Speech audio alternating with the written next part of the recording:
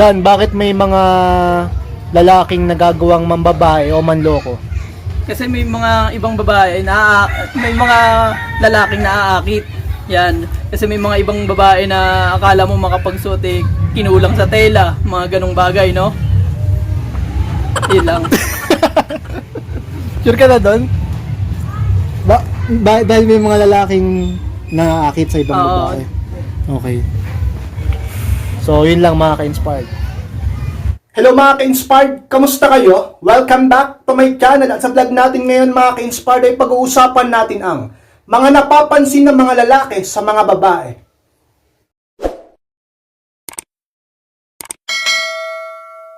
At kung handa na kayong lahat mga ka-inspired ay mag-start na po tayo at muli, be inspired!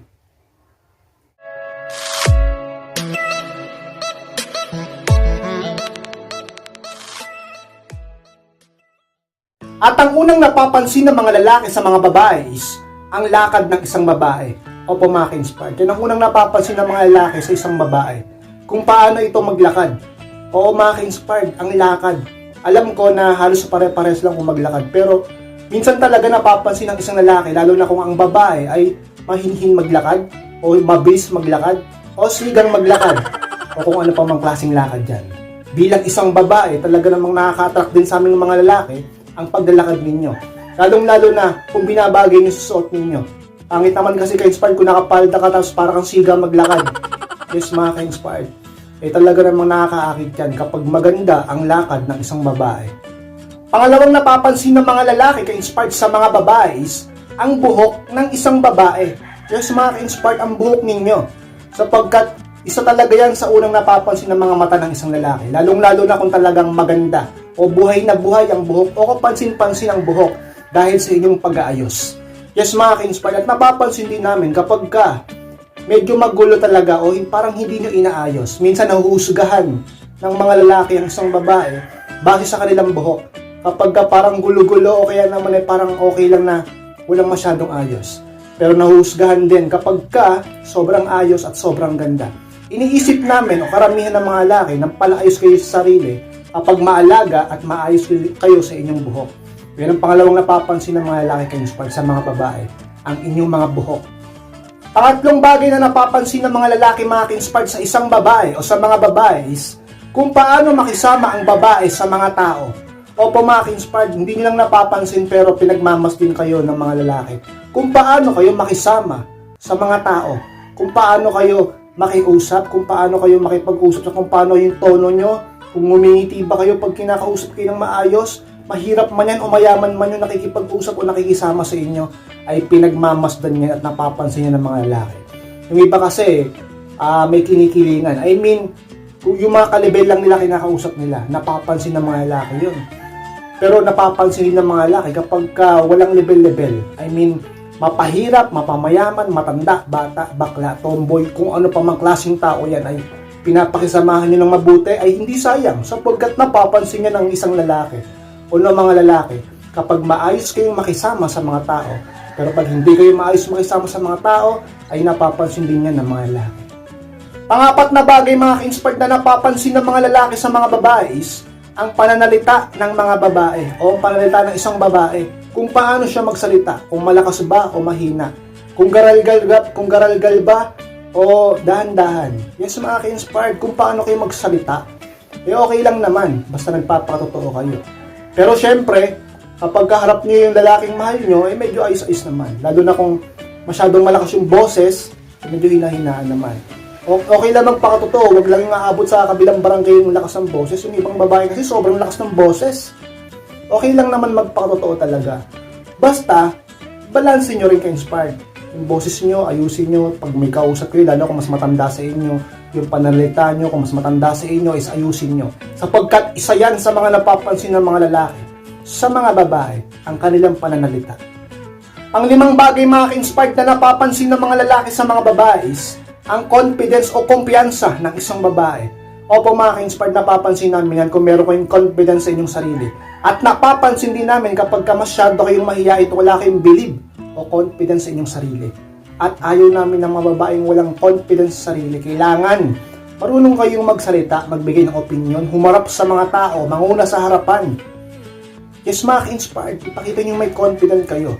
Dahil isa yan sa hinahanap, hindi lang sa nakikita kundi hinahanap ng isang lalaki at gusto ng mga lalaki sa mga babae. At napapansin talaga nila kung meron kayong confidence o kumpiyansa o lakas ng loob sa inyong sarili. Pang-anim na bagay, mga ka-inspired, na napapansin ng mga lalaki sa mga babae is ang kutis ng isang babae. Yes, mga ka-inspired, ang inyong kutis, ang inyong balat. Maputi man yan kayo manggiyo kahit na black beauty.